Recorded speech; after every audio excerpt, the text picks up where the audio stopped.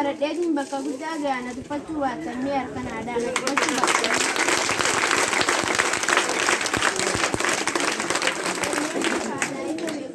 Kana wallaalaa isaan namaa ibsaa barannee qabsiisnee ifaa addunyaa afaan biitiin barachaa tolfanne jireenya afaan biitiin barachaa tolfanne jireenya. Karaa barnootaa qofaan galma keenyaa barachuu dhiibnee ciqilee irramaa tatteenyaa barachuu dhiibnee ciqilee irramaa teenyaa.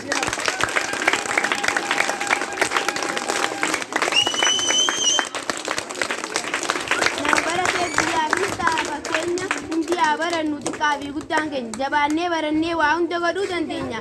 Nama sammuu qabuuf barnoonni qabeenya. Nama sammuu qabuuf barnoonni qabeenya.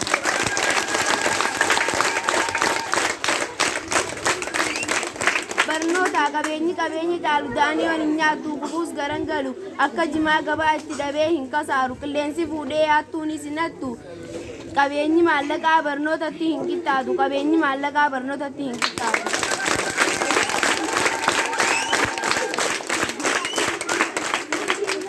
Baratee tolchee oofata yaara warra baratee darbe samiirra dhukkubaas kan wallaansu bar dooktara cimee baratee baqeesse ijaas ta'u garaa biyyaa fi bookis nama baratee ijaara nutis yoo baranne qofa biyya jijjiirra jabaannee haa barannu marti dhalaa dhiiraa jabaannee haa barannu marti dhalaa dhiiraa.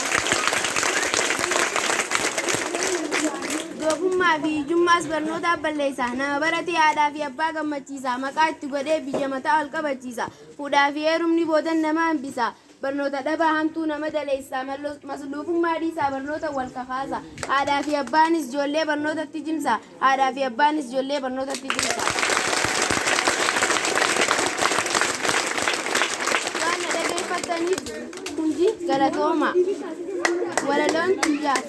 Walaloon xiyyaaf xumurri asuma maqaan kiyyaas bilisummaa nageetti jiraadha waggaa 60 nageetti jiraadha waggaa 60.